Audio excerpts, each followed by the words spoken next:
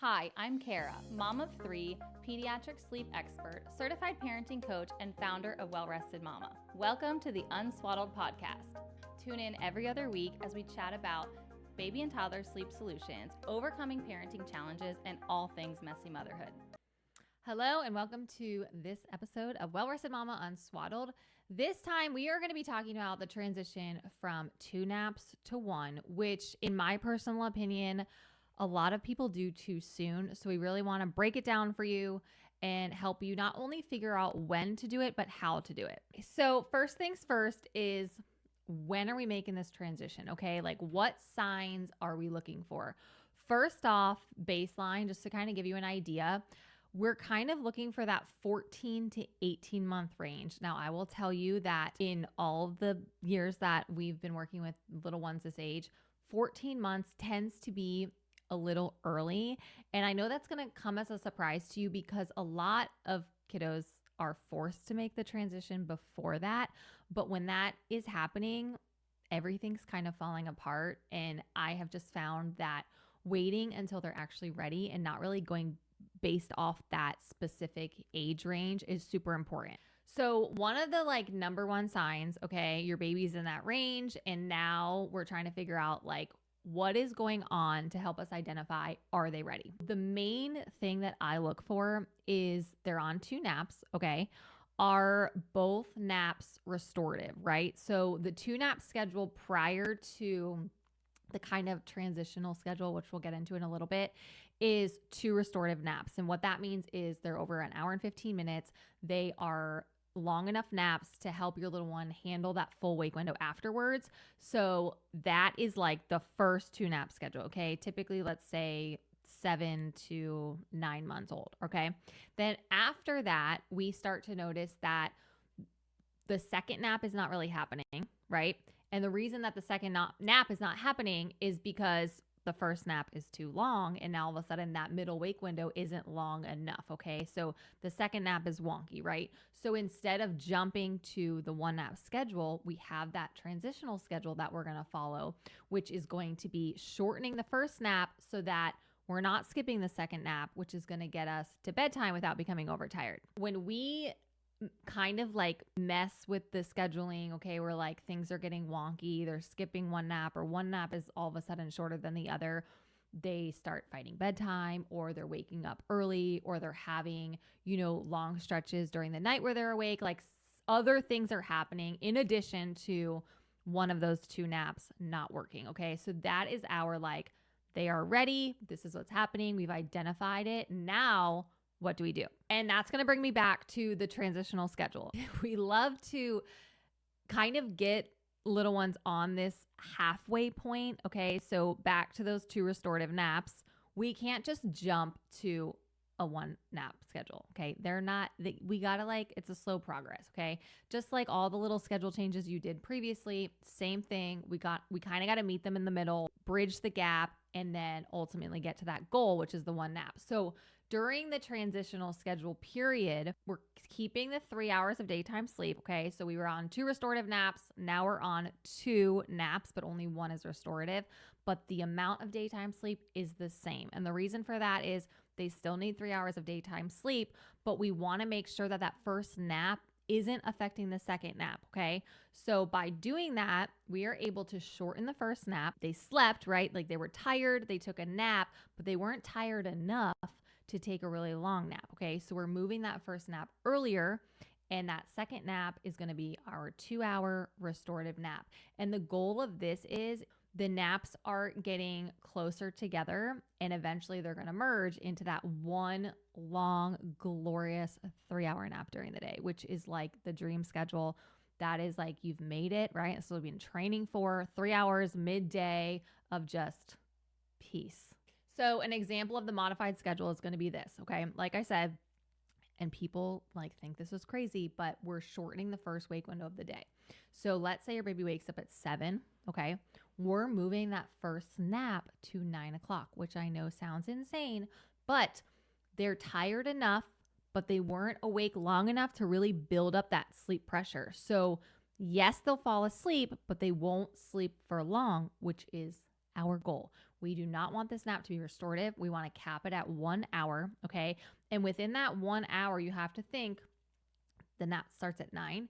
It's going to take them about 15 minutes to fall asleep. So you're looking at 45 minutes of actual sleep that's happening during this 1 hour, but it's just enough to get them kind of break up that morning. Okay, they had a short nap. Now we're going to do a 3-hour wake window, which used to be their full wake window, but it's not anymore, right? Because they're getting older and that schedule is no longer working. But because they took an hour nap, which wasn't restorative, they cannot handle a full wake window, which at this point, a full wake window is 4 hours. So we're going down to 3 hours. We're doing a 2-hour nap and then a 4-hour wake window after bed. So an example of that would be wake up at 7, a nap from 9 to 10, a nap from 1 to 3, and bed at 7. Okay. So the wake window before bed gets longer, which is also nicer because you have more time. You can go do something. You can have dinner, right? Like you're not rushing. It's not that 3-hour wake window that you're used to. So essentially the naps are getting closer together. And like I said, the end goal is that one long 3-hour nap. This transition schedule, let's call it, typically I would say starts around 10 months old is when we see that most babies are ready. Some babies are not ready till 11 months, but it lasts until that 14 to 18 month range. Okay. That's the schedule that we are going to have them on. And the way that you will know is that they're either fighting the first nap because they're not tired at all, or they're fighting the second nap. Okay. Which I would say it's normally the first nap that kind of, they're just like laying in there. They're content. They're rolling around. They're not sleeping.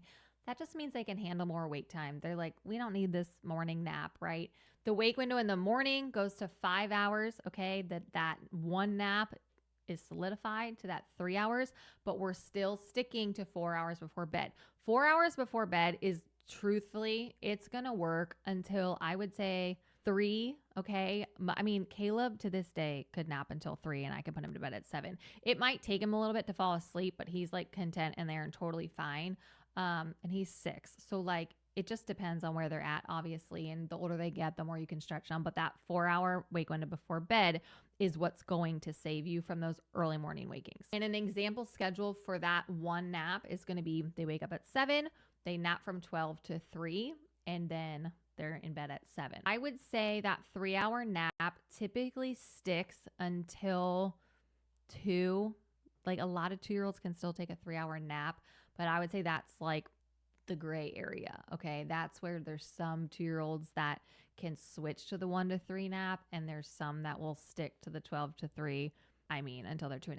Like it just depends on your little one. It depends how much they can handle in the morning. So you just want to keep an eye on that. And just if you start to notice, they're 2.5, you're putting them down at 12 and they're just kind of like talking, singing until 1, and then they finally fall asleep, like it might be time. Now, I also kind of want to like dig in a little bit to what to expect, because nap changes and like transitions and stuff, they're not always picture perfect. It's not always going to be like oh, you're 16 months old, here's your new schedule, and they're going to follow it perfectly.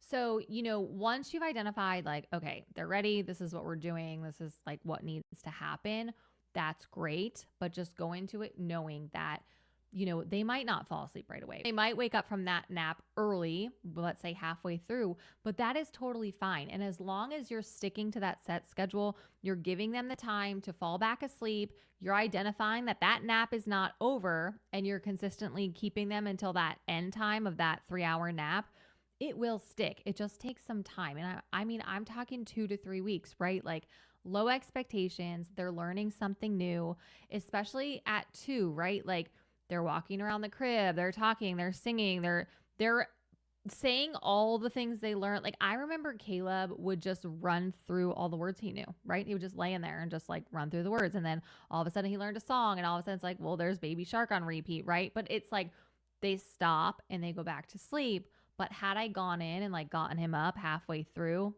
you can forget it. Like that nap is never going to be 3 hours, because now he knows when I wake up and I sing, the nap's over and she's going to come get me, right? And we don't want that. We want the 3-hour nap. We all need the 3-hour nap. The 3-hour nap is just going to give us so much life, okay? In the beginning, if, you did the one long nap, you left them in there and they truly did not sleep at all, you can, in the beginning stages, do an early bedtime, okay?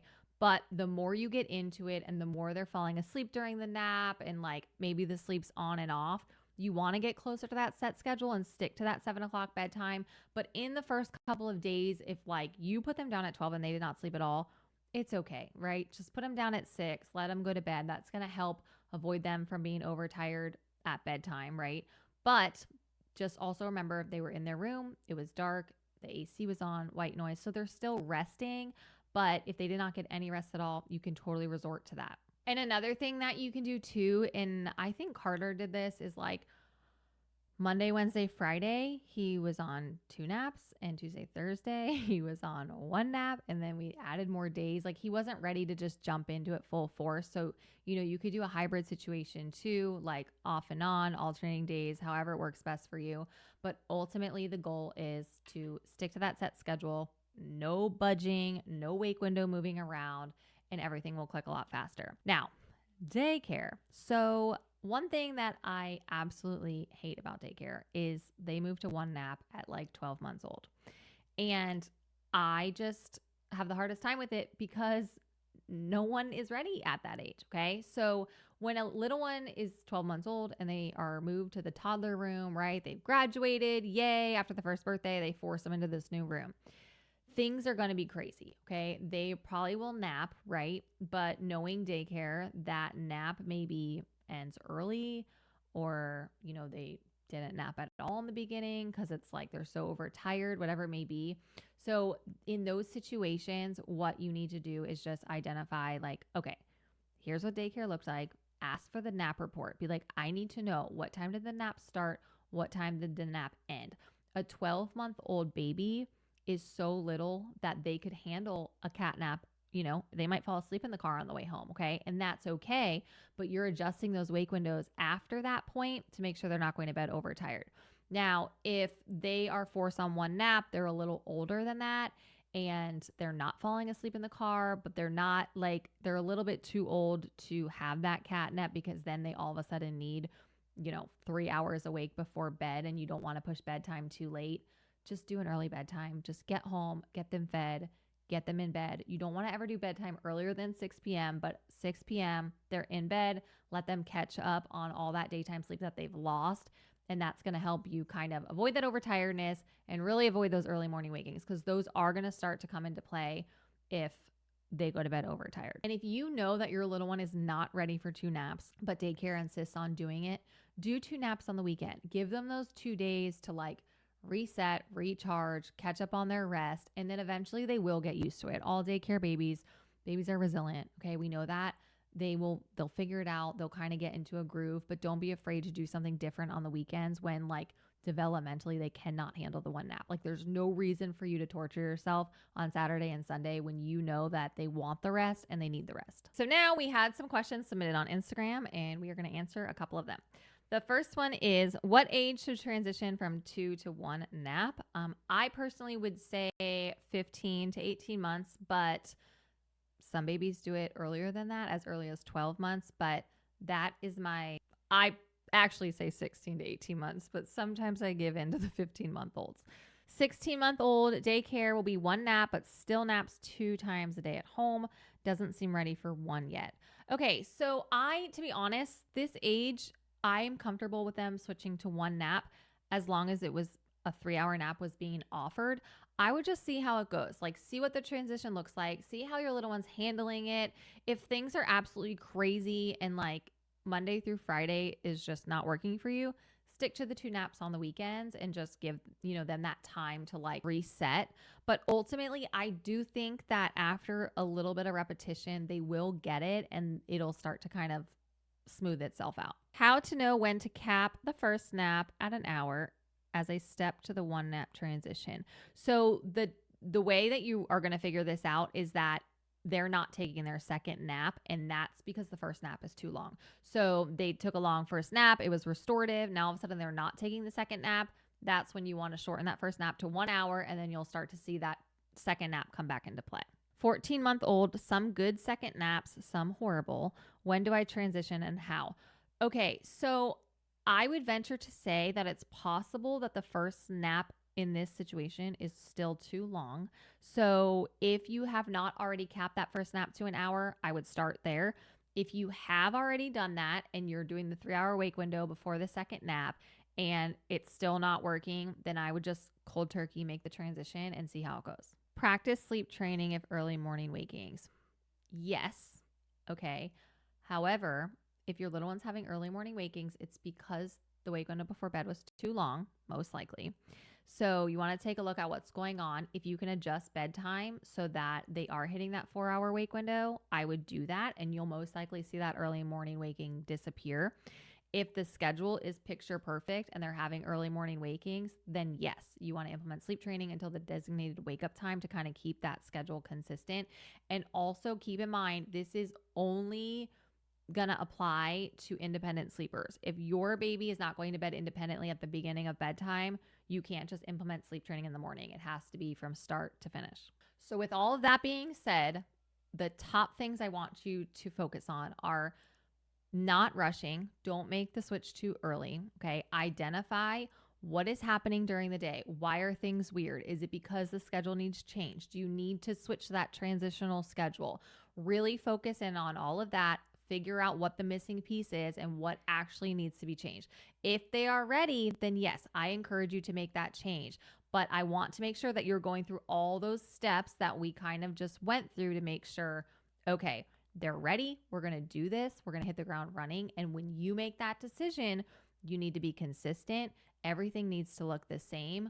The daytime schedule needs to look the same. Your approach needs to look the same. If they wake up early during a nap, that needs to look the same, right? We're consistently leaving them for that entire duration because you are setting their internal clock. You are changing things. Their body needs to get adjusted. And the only way for them to do that is when everything looks the same and that they're ready, right? You can't force it when they're not ready. If you have visited all of that, you've tried it all and it's still not working, please reach out to us. We're happy to help. This is something that we can look in, figure out what's going on and kind of give you those changes and adjustments that you need. And we'll just walk you through it all, tell you what to do, boss you around a little bit and make sure everything is perfect.